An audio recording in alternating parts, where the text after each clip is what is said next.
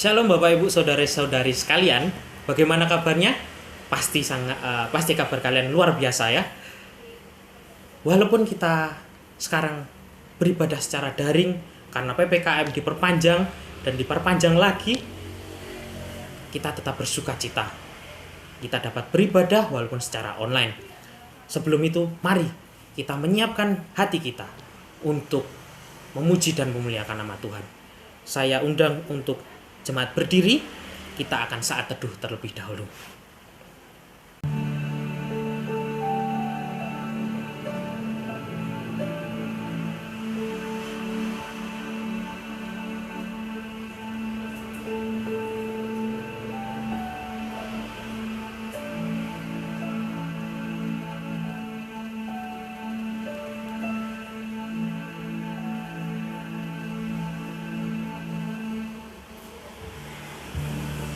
Beribadahlah kepada Tuhan dengan takut dan ciumlah kakinya dengan gemetar, supaya ia jangan murka dan kamu binasa di jalan, sebab mudah sekali murkanya menyala.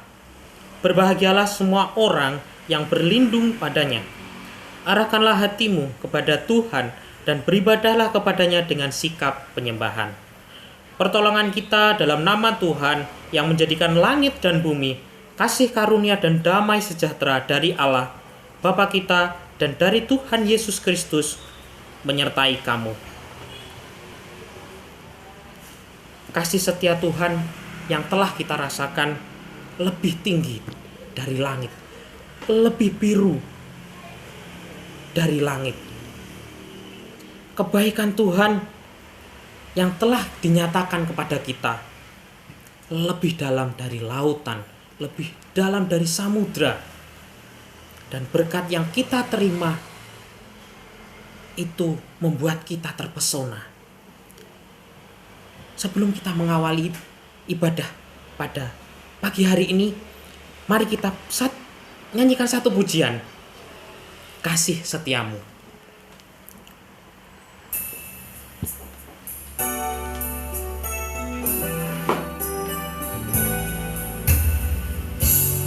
Kasih setiamu yang ku rasakan lebih tinggi dari langit biru.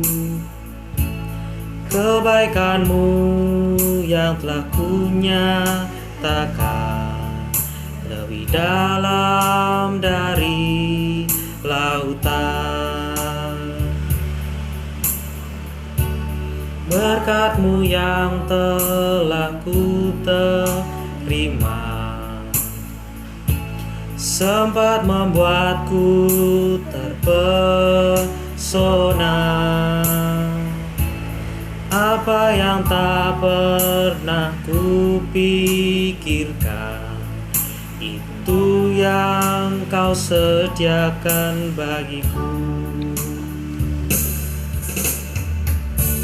Siapakah aku ini Tuhan, jadi biji mata-Mu. Dengan apakah ku balas Tuhan, selain puji dan sembah Kau. Kasih setiamu, kasih setiamu yang Kau ku rasakan lebih tinggi dari langit biru. Kebaikan-Mu yang telah Kau nyatakan lebih dalam dari lautan. Berkat-Mu yang telah ku terima sempat membuatku terpesona. Apa yang tak pernah ku pikirkan, itu yang Kau sediakan bagiku. Siapakah aku ini Tuhan? Siapakah aku ini Tuhan? Jadi biji matamu. Dengan apakah ku balas Tuhan, selain puji dan sembah Kau? Siapakah aku ini Tuhan? Siapakah aku ini Tuhan? Jadi biji matamu. Dengan apakah ku balas Tuhan, selain puji dan sembah Kau?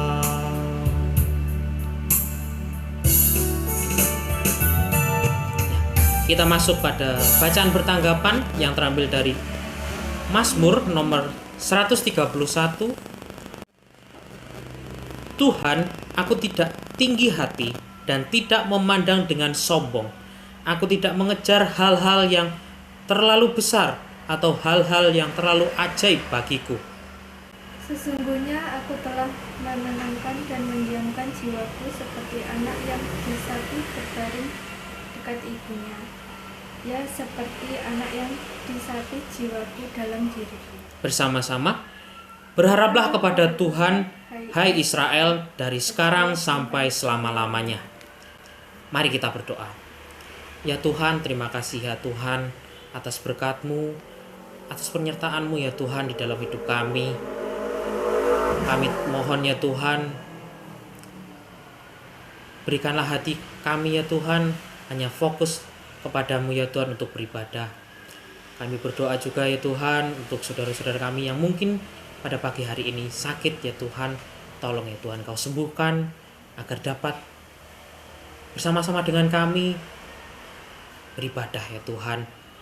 Dan juga berdoa ya Tuhan untuk mungkin saudara-saudara kami yang sedang malas ya Tuhan. Tolong ya Tuhan Kau ketuk hatinya ya Tuhan, agar hatinya dapat penuh dengan kemuliaan-Mu lagi ya Tuhan, dan dapat kembali bersama-sama dengan kami untuk memuji dan memuliakan nama-Mu ya Tuhan. Tolong ya Tuhan Kau berkati ibadah kami dari awal hingga pertengahan hingga akhirnya ya Tuhan, agar seluruh ibadah ini berkenan kepada-Mu ya Tuhan. Terima kasih ya Tuhan, terima kasih. Inilah doa kami di dalam nama Tuhan Yesus Kristus. Kami sudah berdoa. Amin. Silakan untuk Bapak Ibu duduk kembali. Betapa cinta kita kepada Tuhan. Segala yang telah terjadi, tak pernah kita berjalan sendiri. Kita selalu disertai oleh Tuhan. Di dalam hidup kita, Tuhan selalu memberikan rancangan yang terbaik karena kasih Tuhan kepada kita. Bapa menyentuh hati kita. Bapa mengubah hati kita menjadi yang lebih baru, yang lebih baik dari yang kemarin-kemarin, dari yang lalu-lalu sebelum kita mengenal Tuhan Yesus Kristus. Sebelum kita mengakui dosa-dosa kita di hadapan Tuhan, mari saya undang untuk bernyanyi, yaitu Sentuh Hatiku, KR 363.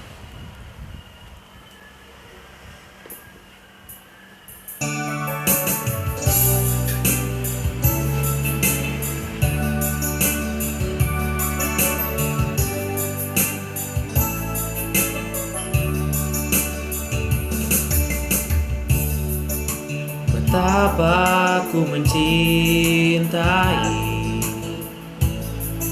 segala yang telah terjadi. Tak pernah sendiri jalani hidup ini, selalu menyertai. Betapa ku menyadari dalam hidupku selalu memberi rancangan terbaik. Oleh karena kasih, Bapa sentuh hati. Bapa sentuh hatiku, ubah hidupku menjadi yang baru, bagai emas yang murni. Kau membentuk bejana hatiku. Ajarku mengerti sebuah kasih yang selalu memberi, bagai air mengalir yang tiada pernah berhenti. Betapa ku mencintai, betapa ku mencintai segala yang telah terjadi. Tak pernah sendiri jalani hidup ini, selalu menyertai. Betapa ku menyadari di dalam hidupku ini Kau selalu memberi rancangan terbaik. Oleh karena kasih, Bapa sentuh hatiku, ubah hidupku menjadi yang baru, bagai emas yang murni. Kau membentuk bejana hatiku. Bapa, ajarku mengerti sebuah kasih yang selalu memberi, bagai air mengalir yang tiada pernah berhenti. Bapa sentuh hatiku, Bapa sentuh hatiku, ubah hidupku jadi yang baru, bagai emas yang murni. Kau membentuk bejana hatiku.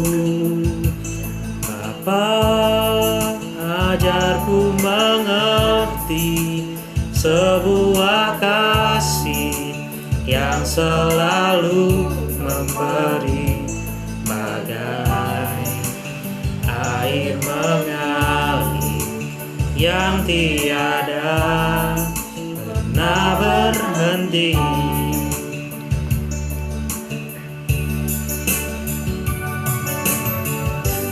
Mari kita berdoa. Ya Tuhan, kami datang ya Tuhan ke hadirat-Mu pada pagi hari ini. Kami datang ke depan-Mu ya Tuhan untuk memohon ampun atas kesalahan kami ya Tuhan yang telah kami perbuat di dalam hidup kami ya Tuhan. Mungkin perkataan kami ya Tuhan, mungkin tingkah laku kami, pikiran kami, perbuatan kami tidak menyenangkan hati-Mu ya Tuhan. Kami mohon ampun ya Tuhan atas kesalahan yang telah kami perbuat ya Tuhan. Tolong ya Tuhan, selalu tegurlah kami ya Tuhan, agar kami dapat selalu menjadi lebih baik ya Tuhan, hari lepas hari. Dan tolong ya Tuhan, Engkau selalu mengingatkan kami akan firman Tuhan. Kami tahu ya Tuhan, Engkaulah Allah kami ya Tuhan yang pengasih, pengampun dan murah hati ya Tuhan. Ampunilah kami ya Tuhan. Inilah ya Tuhan doa kami ya Tuhan untuk pengakuan dosa. Di dalam nama Tuhan Yesus Kristus kami sudah berdoa. Amin. Berita anugerah terambil dari Mazmur nomor 32 ayat yang pertama sampai kedua. Berbahagialah orang yang diampuni pelanggarannya yang dosanya ditutupi. Berbahagialah manusia yang kesalahannya tidak diperhitungkan Tuhan dan tidak berjiwa penipu. Petunjuk hidup baru terambil dari Injil Matius pasal 5 ayat yang ke-13 sampai ke-16. Kamu adalah garam dunia. Jika garam itu menjadi tawar, dengan apakah ia diasinkan? Tidak ada lagi gunanya selain dibuang dan diinjak orang. Kamu adalah terang dunia. Kota yang terletak di atas gunung tidak mungkin tersembunyi. Lagi pula, orang tidak menyalakan pelita lalu meletakkan di bawah gantang, melainkan di atas kaki dian sehingga menerangi semua orang di dalam rumah itu. Demikianlah hendaknya terangmu bercahaya di depan orang, supaya mereka melihat perbuatanmu yang baik dan memuliakan Bapamu di surga. Mari kita pujikan satu pujian KR 112 Anak Allah untuk meresponi berita anugerah dan petunjuk hidup baru.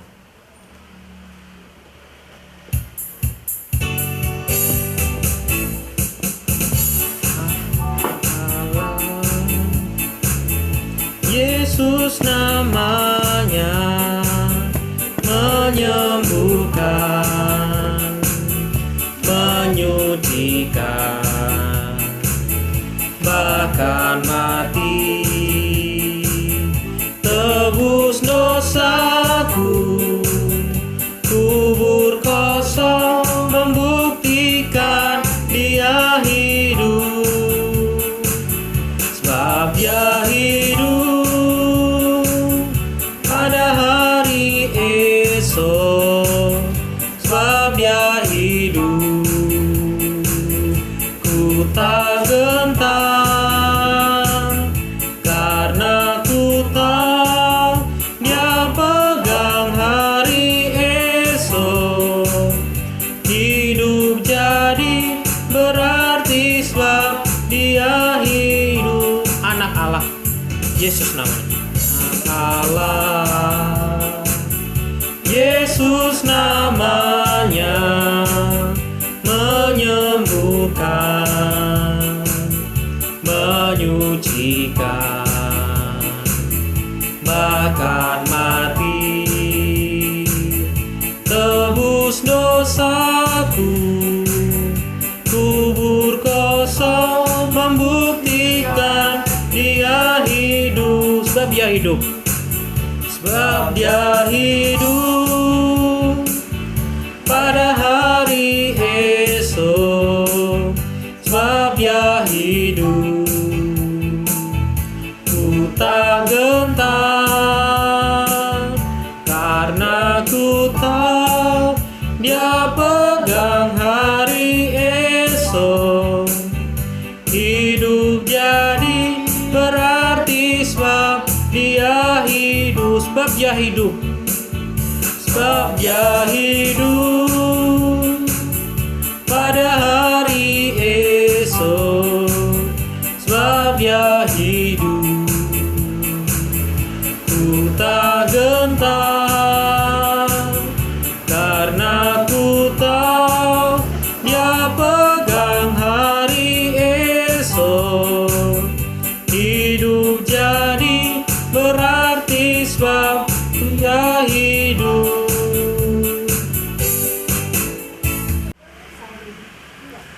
Saya undang jemaat untuk bangkit berdiri. Kita akan mengakui iman kita dengan pengakuan iman rasuli. Pengakuan iman rasuli.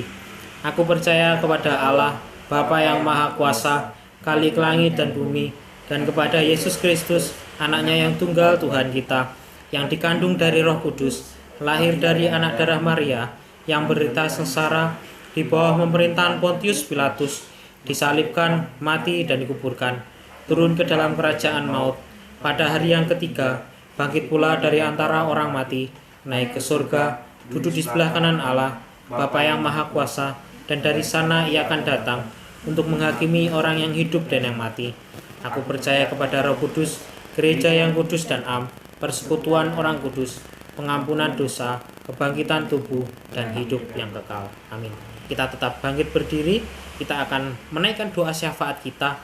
Ada 3 doa yang akan kita doakan bersama-sama. Yang pertama, berdoa untuk program dan pengembangan pelayanan GKRI Roti Hidup agar Tuhan terus menolong, memberkati, dan memimpin sesuai kehendak-Nya.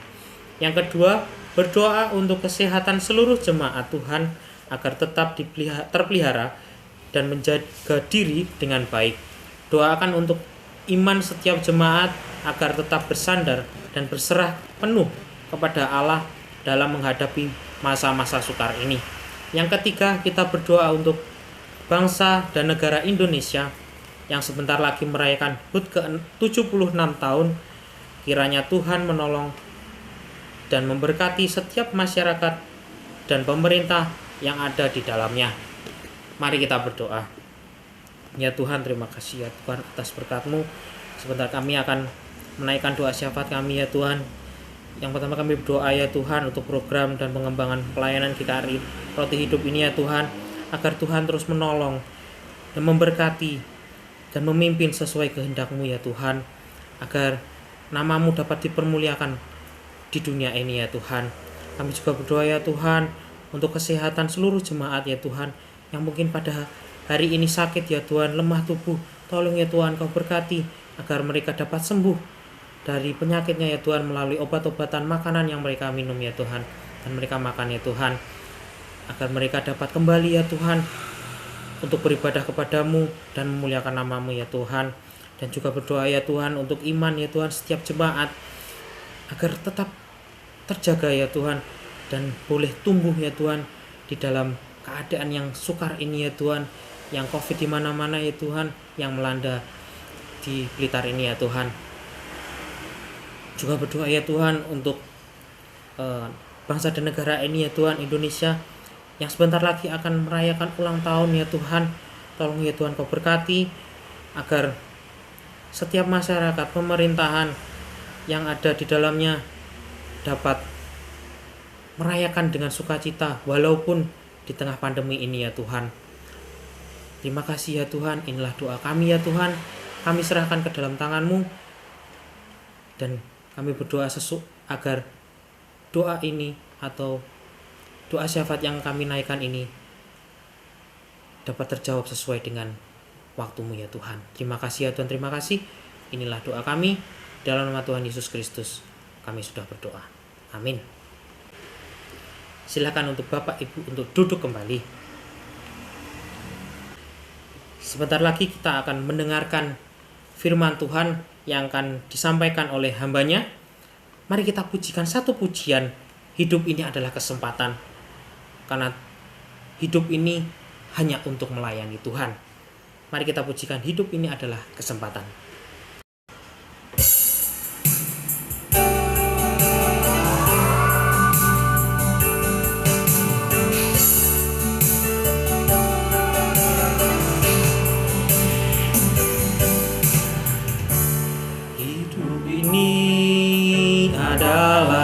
Kesempatan hidup ini untuk melayani Tuhan. Jangan sia-siakan waktu yang Tuhan beri. Hidup ini hanya sementara. Oh Tuhan, pakailah hidupku selagi aku masih kuat. Bila saatnya nanti ku tak berdaya lagi, hidup ini sudah jadi berkat. Hidup ini adalah kesempatan. Hidup ini adalah kesempatan. Hidup ini untuk melayani Tuhan. Jangan sia-siakan waktu yang Tuhan beri. Hidup ini hanya sementara. Oh Tuhan, oh Tuhan, pakailah hidupku selagi aku aku masih kuat. Bila saatnya nanti ku tak berdaya lagi, hidup ini sudah jadi berkat. Oh Tuhan, pakailah hidupku. Oh Tuhan, pakailah hidupku selagi aku masih kuat. Bila saatnya nanti ku tak berdaya lagi, hidup ini sudah jadi berkat. Pada hambanya saya persilahkan. Salam selamat pagi Bapak Ibu, saudara-saudariku yang saya kasihi di dalam Yesus Kristus. Kita bersyukur kalau pagi hari ini kita diberi kesempatan untuk anak-anak Tuhan, untuk kita belajar kebenaran firman Tuhan pada pagi hari ini. Saya berharap Bapak Ibu semua yang ada di rumah tetap dalam keadaan sehat dan tetap dalam keadaan baik-baik saja. Sebelum kita mendengarkan firman Tuhan pada pagi hari ini, mari kita berdoa terlebih dahulu. Mari kita berdoa. Bapa Surgawi, Bapa yang mengasihi kami, saat ini ya Tuhan, kami anak-anak-Mu datang di hadapan-Mu untuk berdoa dan membawa seluruh kehidupan kami ke dalam tangan Tuhan. Kiranya Tuhan tolong berkati setiap kami, di dalam kami membaca, merenungkan kebenaran firman Tuhan pada pagi hari ini. Mohon Roh Kudus-Mu memimpin setiap jemaat Tuhan yang ada di rumah masing-masing maupun juga hamba-Mu yang ada di tempat ini di dalam menyampaikan firman-Mu. Berikan kepada kami semua konsentrasi di dalam memahami, mengerti kebenaran firman Tuhan, sehingga firman Tuhan yang akan kami dengar secara bersama-sama dapat membuka hati kami, membawa hidup kami ke arah yang Kau kehendaki ya Tuhan. Terlebih ya Tuhan, berkati hamba-Mu yang terbatas di dalam berkata-kata, di dalam menyampaikan firman ini. Berikan hikmat yang berasal dari Tuhan, sehingga hamba-Mu menyampaikan firman sesuai kehendak-Mu ya Tuhan. Sekali lagi ya Tuhan, mohon Roh Kudus-Mu membuka hati, membuka pikiran kami, sehingga kami fokus di dalam merenungkan firman pada pagi hari ini. Kami serahkan waktu pemberitaan firman ini hanya di dalam nama Tuhan Yesus, Juru Selamat kami yang hidup. Kami telah berdoa dan mengucap syukur. Amin. Bapak Ibu, mari kita membuka Alkitab kita pada pagi hari ini. Sekali lagi, mari kita membuka Alkitab kita yang terambil dalam Titus pasal yang kedua, ayatnya yang ke-11 hingga ayatnya yang ke-15. Sekali lagi saya mengajak kita membuka Alkitab kita masing-masing di dalam Titus pasalnya yang kedua, ayatnya yang ke-11 hingga ayatnya yang ke-15. Bapak Ibu silakan melihat di dalam Alkitabnya masing-masing. Saya akan membacakan untuk kita semuanya.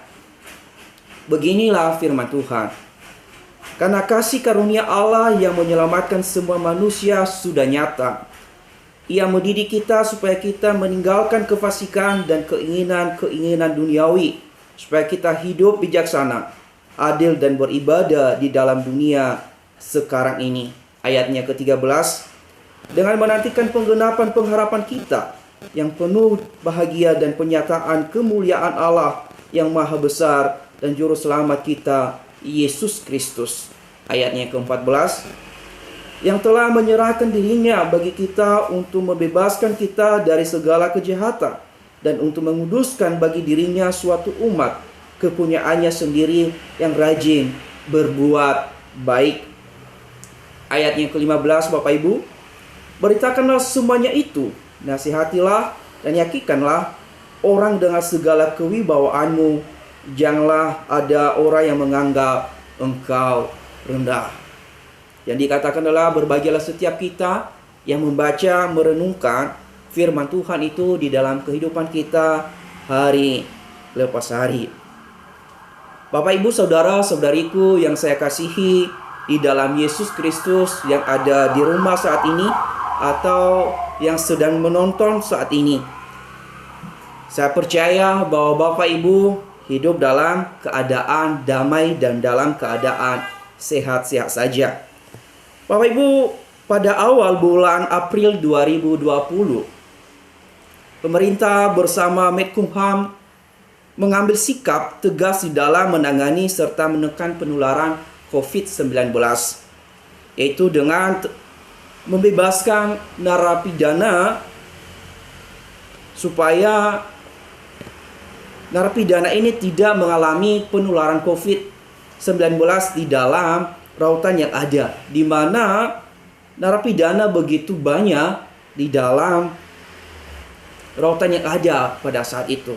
Sehingga Bapak Ibu, pemerintah dan Menkumham mengambil keputusan untuk membebaskan para napi kurang lebih 39.000 banyaknya di seluruh Indonesia. Nah, pembebasan narapidana ini tentu mengikuti asimilasi atau ketentuan-ketentuan yang berlaku di dalam hal ini. Tentu seseorang baru bisa dibebaskan dengan ketentuan yang berlaku di dalam pemerintahan. Yaitu ketentuannya mungkin seseorang baru bisa bebas ketika dia sudah menjalankan hukumannya sepertiga atau setengah dari tuntutan yang berlaku. Dan juga banyak tuntutan-tuntutan lain Bapak Ibu. Baru bisa bebas narapidana pada saat itu. Nah, Bapak Ibu, beberapa minggu kemudian atau beberapa bulan atau tidak nyampe 1 bulan, kita mendengarkan ada beberapa orang narapidana atau diperkirakan kurang lebih 200 lebih orang narapidana yang sudah dibebaskan kembali melakukan ulah kembali atau melakukan perbuatan yang jahat seperti ketika ia masuk di dalam sel pada saat itu. Jadi hal ini Bapak Ibu, orang narapidana yang dibebaskan saat itu menyia-nyiakan pembebasan dari pemerintah yang dilakukan. Harapan pemerintah melakukan pembebasan narapidana pada saat itu salah satunya adalah menekan penularan COVID-19. Dan juga harapan pemerintah secara khusus kepada orang-orang yang dibebaskan pada saat itu adalah untuk melakukan perbuatan baik lagi. Mereka harus meninggalkan perbuatan-perbuatan mereka yang jahat ketika mereka masuk di dalam sel pada saat itu. Tapi apa yang terjadi Bapak Ibu ketika kita melihat narapidana ini justru mereka mengulang kembali perbuatan-perbuatan mereka yang sudah mereka lakukan sama seperti sebelumnya. Artinya tidak memanfaatkan, tidak menggunakan kesempatan yang diberikan oleh pemerintah untuk mereka hidup bertobat, untuk mereka hidup melakukan perbuatan-perbuatan yang berkenan kepada Allah ketika mereka dibebaskan. Justru mereka ketika mereka sudah bebaskan Bapak Ibu, justru mereka mengambil kesempatan untuk mengulangi hal yang sama. Dikatakan Bapak Ibu bahwa narapidana yang mengulang atau melakukan perbuatan yang sama adalah narapidana yang terdapat melakukan pencurian kembali. Jadi Bapak Ibu, di dalam hal ini narapidana yang dibebaskan adalah sengaja menyia-nyiakan kesempatan yang diberikan oleh pemerintah. Bapak Ibu, dalam pembacaan kita hari ini kita akan merenungkan satu tema, yaitu dibebaskan untuk melakukan perbuatan baik. Dibebaskan untuk melakukan perbuatan baik. Di dalam pembacaan kita di dalam Titus pasal yang kedua Bapak Ibu, ayatnya yang ke-11 sampai hingga ayatnya ke-15 berbicara tentang bagaimana karya keselamatan yang dikerjakan oleh Allah, atau bagaimana kasih karunia Allah menyelamatkan semua manusia, dan bagaimana kehidupan manusia yang sudah diselamatkan di hadapan Allah. Perlu kita pahami Bapak Ibu di dalam pembacaan kita ini bahwa kitab Titus ini ditulis oleh Rasul Paulus sendiri yang ditujukan langsung kepada Titus untuk menggembalakan atau menginstruksikan Titus di dalam melakukan pelayanannya kepada jemaat atau kepada orang-orang di Kreta saat itu. Di mana kehidupan orang-orang yang ada di Kreta Bapak Ibu, mereka hidup mengaku percaya kepada Allah, tetapi kehidupan dan perbuatan dan tindakan perbuatan mereka setiap hari tidak selaras dengan pengakuan mereka adalah sebagai orang yang percaya kepada Yesus Kristus. Jadi pengakuan mereka bertentangan dengan kehidupan mereka. Jadi kehidupan mereka mengaku sebagai orang yang percaya kepada Kristus, tapi perbuatan mereka jauh dari ungkapan yang mereka nyatakan adalah sebagai orang percaya. Maka Rasul Paulus menugaskan Titus untuk melakukan pelayanan, untuk mengarahkan, untuk membina, mendidik orang-orang percaya ini untuk sungguh-sungguh hidup di dalam kepercayaan yang sungguh, untuk hidup sungguh-sungguh menunjukkan iman yang mereka miliki di hadapan Allah. Bapak, Ibu, saudara-saudariku yang saya kasihi di dalam Yesus Kristus, di sini kita melihat bahwa kehidupan orang-orang percaya yang ada di Kreta adalah bertolak belakang dengan pengakuan mereka sebagai orang beriman dengan perbuatan mereka setiap hari. Dikatakan di sana, Bapak Ibu, kehidupan mereka hidup di dalam kejahatan, hidup di dalam hal-hal yang tidak berkenan di hadapan Tuhan. Hidup sembarangan, hidup melakukan kehidupan yang seenaknya sendiri, tidak hidup sesuai dengan kebenaran firman Allah. Maka Rasul Paulus menyuruh Titus untuk mengarahkan orang-orang percaya bagaimana mereka harus hidup sebagai gereja yang beriman di hadapan Tuhan.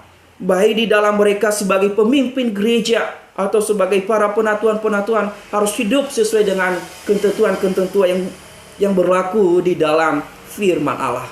Bahkan juga Paulus menyuruh Titus untuk membina atau mengarahkan kehidupan para jemaat. Bagaimana mereka harus hidup sebagai jemaat Tuhan di hadapan Allah. Bagaimana mereka melakukan kehidupan mereka, bertindak setiap hari sebagai orang-orang yang sudah percaya kepada Allah. Terlebih di dalam pembacaan kita hari ini, kita melihat bahwa Rasul Paulus menegaskan kepada Titus bagaimana ia harus menyatakan tentang bagaimana konsep keselamatan yang diberikan oleh Allah kepada umat manusia, supaya jemaat atau orang-orang percaya yang ada di Kreta mengerti, memahami konsep keselamatan yang sesungguhnya, sehingga mereka tidak salah mempergunakan atau tidak salah menggunakan konsep keselamatan yang mereka terima dari Allah. Ya, lewat firman Tuhan ini diingatkan bahwa keselamatan adalah hanya ada di dalam Yesus Kristus, dengan cara bahwa Yesus Kristus mengorbankan dirinya di atas kayu salib untuk membebaskan manusia dari dosa, dari kefasikan, dari perbuatan-perbuatan jahat mereka. Kalau kita memperhatikan Bapak Ibu di dalam ayatnya yang ke-14 dan ayatnya yang ke-11, di sana dikatakan, di dalam ayat 14, Bapak Ibu perhatikan di dalam Alkitabnya masing-masing. Saya akan membacakan untuk kita semuanya. Ayat 14 berkata begini, Bapak Ibu, yang telah menyerahkan dirinya bagi kita untuk membebaskan kita dari segala kejahatan dan untuk menguduskan bagi dirinya suatu umat kepunyaannya sendiri yang rajin berbuat baik. Ayat yang ke-11, Bapak Ibu, karena kasih karunia Allah yang menyelamatkan semua manusia sudah nyata. Artinya Bapak Ibu, di sini dijelaskan bahwa keselamatan atau kehidupan yang kekal hanya diperoleh melalui pengorbanan Yesus di atas kayu salib, atau hanya didapatkan melalui Yesus Kristus, di mana Yesus Kristus dia rela mengorbankan dirinya untuk menebus manusia atau untuk menebus kita sebagai umat yang berdosa, untuk membawa di dalam kehidupan yang kekal. Dikatakan di dalam ayat 11 bahwa kasih karunia Allah yang menyelamatkan semua manusia sudah nyata. Artinya kasih karunia Allah sudah dinyatakan di dalam kehidupan Yesus Kristus untuk menyelamatkan umat manusia.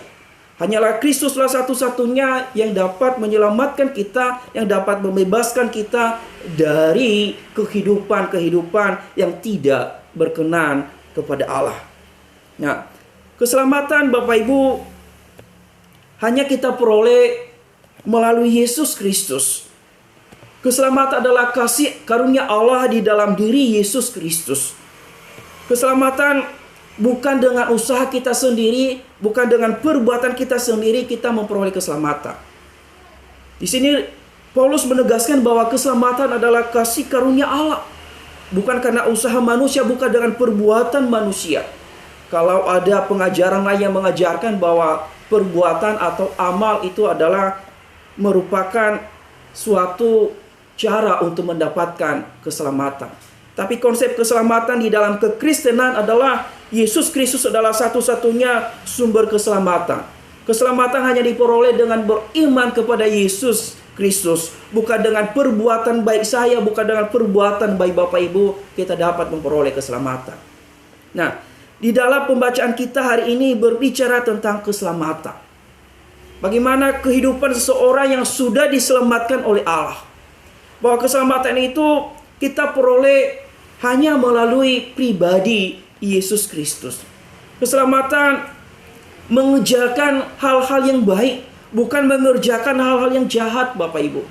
Kalau kita melihat di dalam ayat yang ke-12 bahwa keselamatan itu atau Yesus Kristus mendidik kita untuk meninggalkan kefasikan, untuk meninggalkan keinginan-keinginan duniawi, supaya kita hidup di dalam kebijaksanaan, hidup di dalam keadilan, dan hidup beribadah kepada Allah. Itulah yang diinginkan Allah di dalam kehidupan orang-orang percaya. Itulah yang dirindukan Allah di dalam diri kita sebagai orang-orang percaya. Allah tidak menginginkan kita mengaku sebagai orang percaya, tetapi kehidupan kita tidak menyatakan atau tidak sesuai dengan pengakuan kita sebagai orang percaya.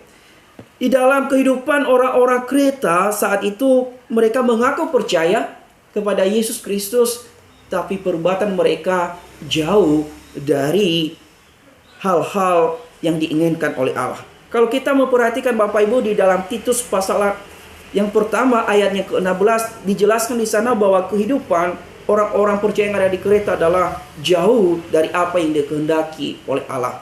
Saya bacakan untuk kita di dalam Titus pasalnya yang pertama ayatnya yang ke-16.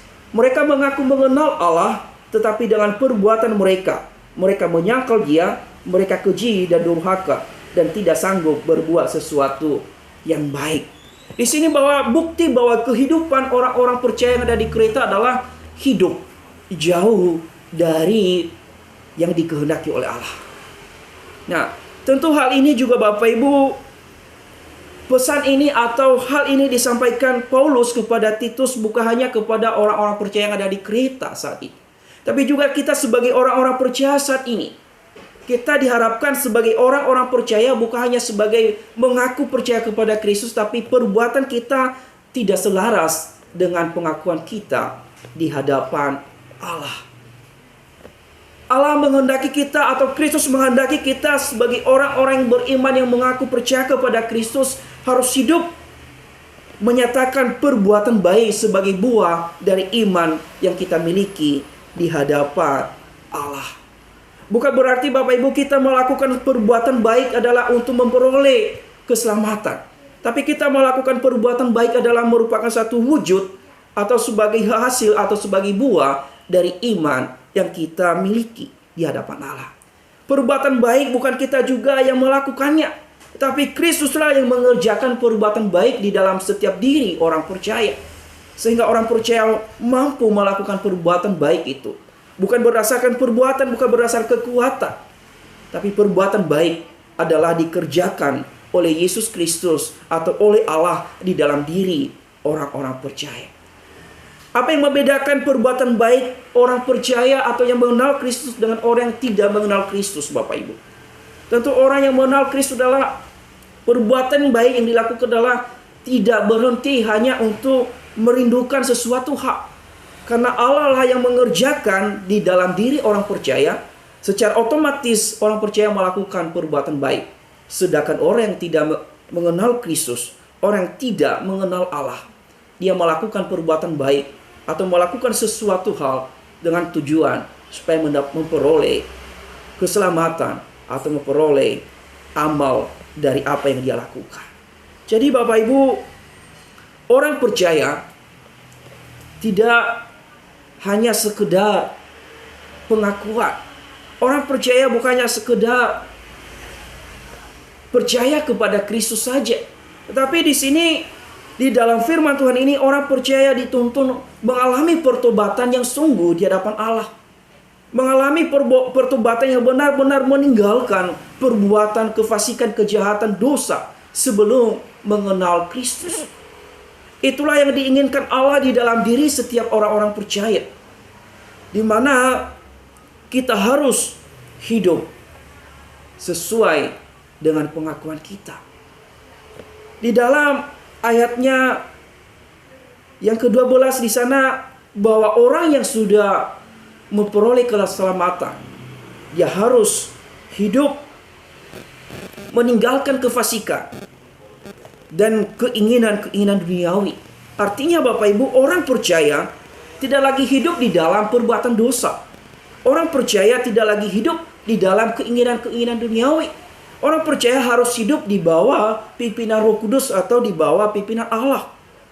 Dia harus bertobat dari perbuatan sebelumnya. Orang percaya atau tanda orang percaya yang telah menerima keselamatan adalah hidup bijaksana, melakukan keadilan.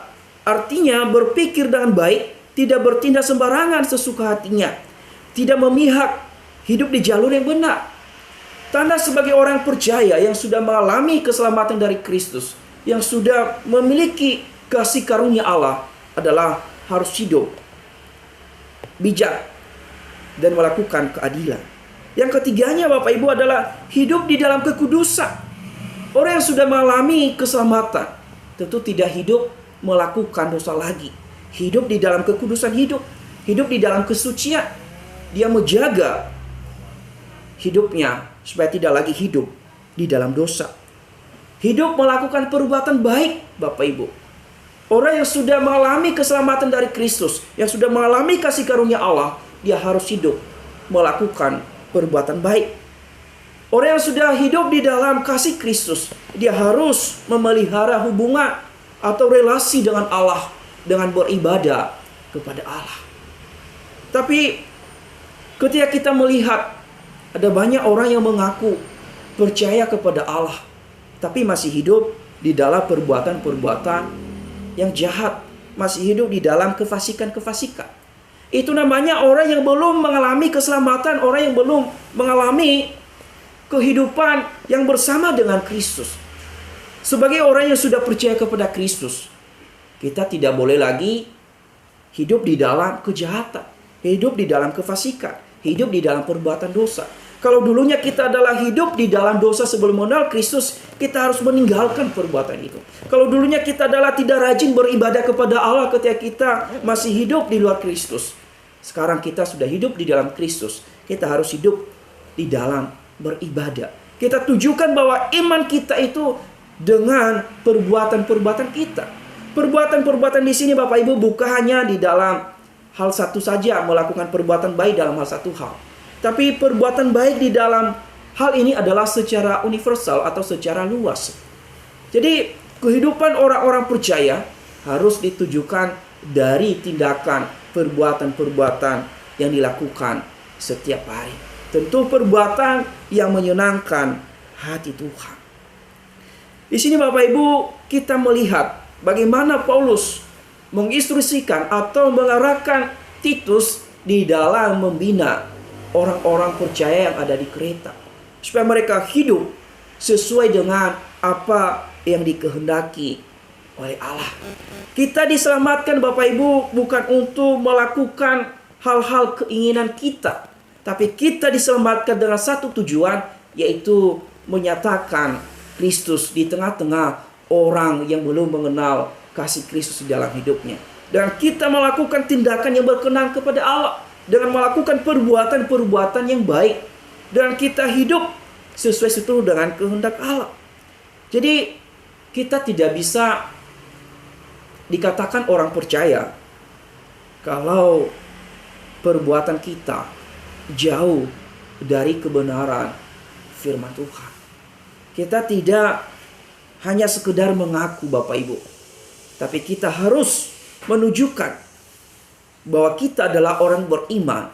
Kita harus mewujudkan dengan perbuatan baik kita.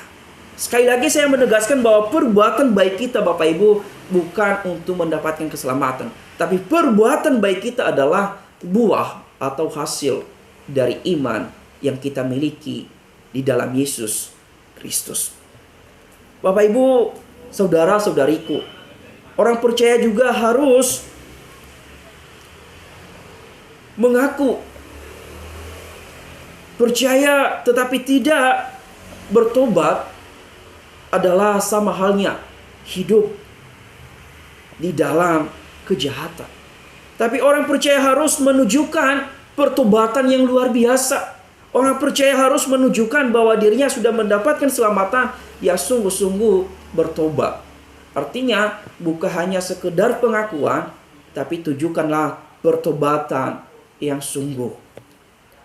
Orang percaya juga harus memiliki pengharapan yang sungguh di dalam Yesus Kristus. Supaya kita di dalam menantikan pengharapan atau menantikan kedatangan Kristus, kita harus setia sampai akhir. Orang percaya tidak boleh bosan menantikan Kristus. Orang percaya harus sungguh-sungguh memiliki pengharapan kepada Yesus Kristus sampai akhir hidupnya. Artinya orang percaya, orang yang sudah menerima keselamatan harus tetap setia mengiri Yesus Kristus. Ibarat contohnya Bapak Ibu, di dalam seorang yang sedang menunggu di terminal atau di stasiun atau di bandara. Di dalam orang-orang yang sedang ada di dalam stasiun atau di bandara atau di terminal, dia menunggu seseorang yang akan bertemu dengan dia. Sehingga dia menunggu sampai ketemu. Dia tidak meninggalkan terminal, meninggalkan stasiun atau bandara sebelum dia bertemu, sebelum dia ketemu dengan orang yang akan bertemu dengannya saat itu. Demikian juga kehidupan orang Kristen di dalam pengharapan. Kita tidak boleh meninggalkan iman kita. Kita tidak boleh meninggalkan Kristus sebelum kita bertemu dengan Kristus. Jadi pengharapan kita harus sungguh-sungguh di dalam Yesus Kristus. Orang percaya juga harus setia di dalam menanti kedatangan Kristus. Jadi Bapak Ibu, kita dibebaskan untuk melakukan perbuatan baik, bukan untuk melakukan kejahatan, bukan untuk terus hidup di dalam dosa. Mereka kita harus hidup di dalam mewujudkan kasih Kristus kepada orang-orang yang belum mengenal Kristus.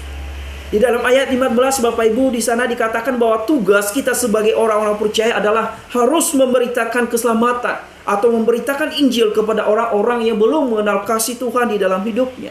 Kita harus menyatakan bahwa Kristus adalah satu-satunya juru selamat kita. Kristus adalah jalan satu-satunya untuk mendapatkan kehidupan yang kekal. Kristus adalah Allah. Kristus adalah Tuhan yang memberikan kita kedamaian, yang memberikan kita kehidupan. Kita juga sebagai orang percaya, tugas kita adalah mengingatkan, menegur orang-orang yang sudah menjauh dari kebenaran firman Tuhan, atau yang sudah menjauh dari Kristus. Jadi Bapak Ibu, pagi hari ini kita diingatkan bahwa orang percaya diselamatkan oleh Kristus, dibebaskan oleh Kristus dari ikatan dosa dengan satu tujuan, yaitu harus hidup sesuai dengan kehendak Allah, yaitu melakukan perbuatan-perbuatan baik, melakukan hal-hal yang baik, mewujudkan bahwa iman itu ada di dalam Yesus Kristus. Tanpa perbuatan kita Bapak Ibu, iman dikatakan adalah tanpa perbuatan adalah iman akan mati. Jadi perbuatan baik kita mewujudkan iman kita di hadapan Allah. Jadi kita sebagai orang percaya, kita sebagai orang yang menerima keselamatan, kita tidak hanya sekedar percaya. Kita bukan hanya sekedar mengaku percaya, tapi kita dituntut sebagai orang percaya. Pengakuan kita harus selaras dengan perbuatan kita. Kita harus memiliki pertobatan yang sungguh. Kita harus menunjukkan buah pertobatan dari kehidupan kita setiap hari. Jadi Kita tidak boleh hidup lagi di dalam kefasikan, di dalam dosa yang sama. Kita dituntut harus hidup mewujudkan buah pertobatan di tengah-tengah dunia ini. Kita sebagai orang percaya harus hidup seturut dengan kehendak Tuhan. Kita harus hidup dipimpin oleh Allah. Kita tidak boleh hidup dengan kehidupan atau keinginan diri kita sendiri. Jadi Bapak Ibu, saudara-saudariku, bagaimana dengan kehidupan kita sekarang ini? Apakah kita sudah mewujudkan perbuatan baik sebagai orang beriman kepada Yesus Kristus? Ataukah kita sama seperti orang-orang yang dilayani Titus di dalam Kreta saat itu? Mereka mengaku percaya tetapi kehidupan mereka jauh dari Allah. Mengaku percaya sebagai pengikut Kristus tapi perbuatan mereka jauh dari kehidupan yang dikehendaki oleh Allah. Bagaimana kehidupan Bapak Ibu? Mari kita mengoreksi hidup kita sebagai orang-orang percaya. Sudahkah kita menunjukkan perbuatan baik kita sebagai buah dari iman itu? Sudahkah kita hidup menjalankan kebenaran firman Tuhan di dalam kehidupan kita sebagai orang percaya? Atau hanyakah kita mengaku percaya tetapi perbuatan kita masih hidup di dalam dosa? Hari ini kita diingatkan, hari ini kita diarahkan atau diteguhkan kembali bahwa sebagai orang percaya dibebaskan dengan tujuan melakukan perbuatan yang baik, menunjukkan diri kita bahwa kita adalah orang-orang yang sudah diselamatkan lewat perbuatan tindakan kita setiap hari.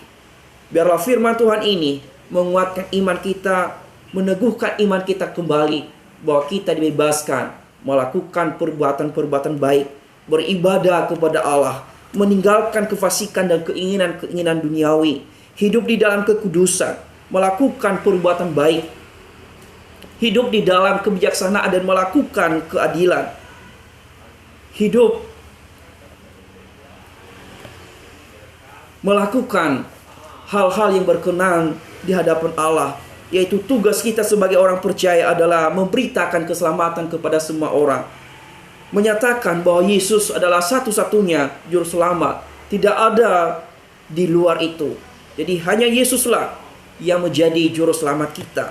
Kita juga sebagai orang percaya, tugas kita adalah mengingatkan orang-orang yang hidup di luar Allah, mengingatkan orang-orang yang sudah mulai menjauh dari Allah, supaya mereka hidup mengenal Kristus. Sekali lagi, bahwa kita dimerdekakan, dibebaskan, atau diselamatkan oleh Kristus adalah dengan tujuan menyatakan perbuatan baik di tengah-tengah dunia yang belum mengenal Allah. Amin. Untuk firman Tuhan, mari kita berdoa. Bapa yang baik, Bapa yang mengasihi, kami terima kasih ya Tuhan untuk firman Tuhan yang sudah kami dengar pada pagi hari ini. Biarlah firman Tuhan ini mengingatkan kami, menguatkan kami bahwa kami diselamatkan dengan satu tujuan, yaitu untuk kami menyatakan perbuatan baik kami di tengah-tengah dunia yang belum mengenal Kristus di dalam hidupnya. Kami diselamatkan dengan tujuan mewujudkan atau menyatakan Kristus di tengah-tengah orang yang belum mengenal kasih Kristus di dalam hidupnya. Jika selama ini ya Tuhan kami hidup hanya mengaku sebagai orang percaya, tetapi kami jauh dari apa yang Engkau kehendaki, jauh dari kebenaran firman Tuhan. Biarlah lewat firman-Mu pada pagi hari ini menguatkan, mengingatkan kami, menegur kami bahwa kami sebagai orang percaya bukannya sekedar mengaku sebagai orang percaya, tapi kami harus menunjukkan buah dari pertobatan yang kami lakukan ya Tuhan. Tolong kami, mampukan kami ya Tuhan di dalam kami menjalani kehidupan sebagai orang-orang percaya, supaya kami hidup sesuai dengan kehendak-Mu. Bukannya sekedar mengaku sebagai orang percaya. Biarlah perkataan kami selaras dengan perbuatan kami di dalam kami melakukan kehidupan setiap hari. Tolong mampukan kami ya Tuhan. Biarlah firman Tuhan ini menguatkan, meneguhkan kami, dan bisa menjadi berkat bagi banyak orang ya Tuhan. Ini doa kami, yang di dalam nama Tuhan Yesus kami berdoa dan mengucap syukur. Amin. Kita telah mendengarkan firman yang telah disampaikan oleh hambanya. Tiba saatnya kita akan memberikan yang terbaik untuk Tuhan. Kita akan satu pujian Kubuah Korban Syukur. Bagi Bapak Ibu yang ingin memberikan persembahan bisa melihat di layar dengan nomor rekening yang sudah ditampilkan. Mari kita pujikan Kubuah Korban Syukur.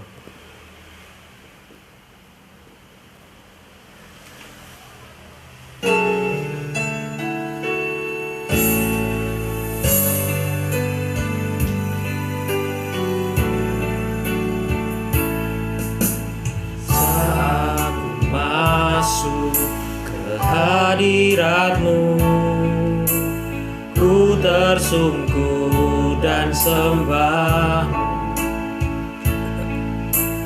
ku persembahkan korban syukurku yang terbaik bagimu. Ku bawa korban syukur ke tempat kudus-Mu Tuhan. Hatiku limpah dengan syukur, sebab Tuhan baik. Saat ku masuk ke hadirat-Mu, saat ku masuk ke hadirat-Mu, ku tersungkur dan sembah, ku persembahkan korban syukurku yang terbaik bagimu. Ku bawa korban syukur ke tempat kudus-Mu Tuhan. Hatiku limpah dengan syukur, sebab Tuhan baik.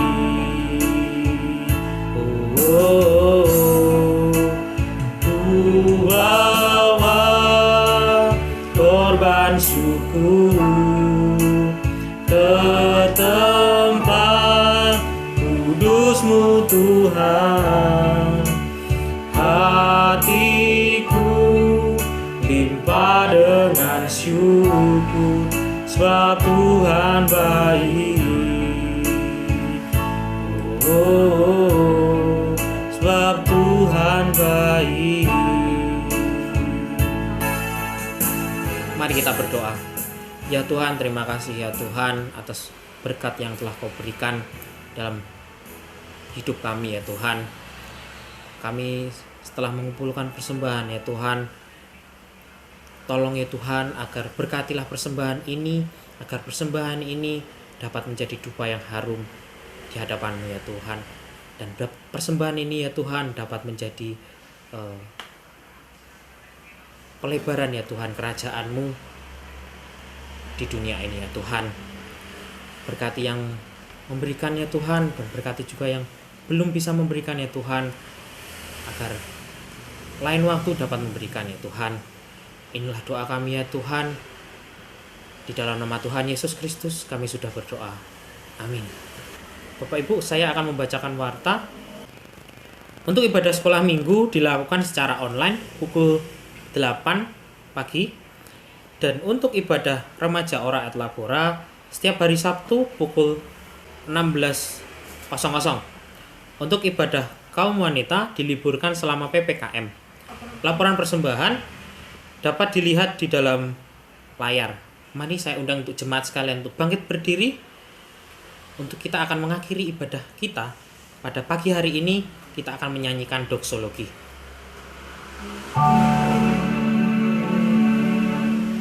Puji Allah Bapa Putra,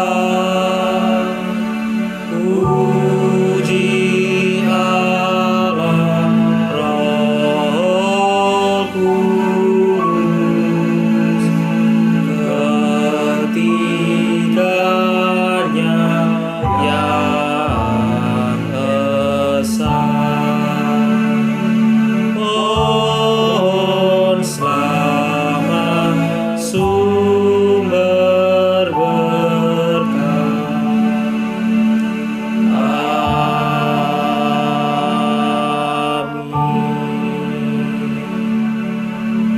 berkat, saya persilakan hambanya.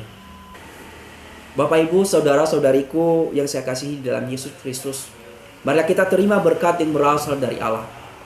Kasih dari Allah Bapa, kasih dari Yesus Kristus, dan persekutuan dari Roh Kudus menyertai kita dari saat ini hingga sampai kedatangan Kristus yang kedua kalinya. Amin. Amin. Amin.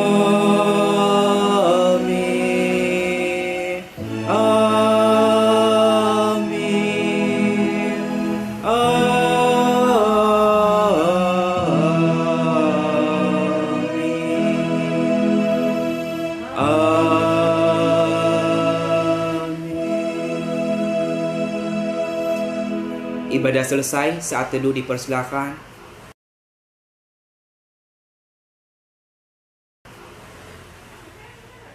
Tuhan Yesus memberkati.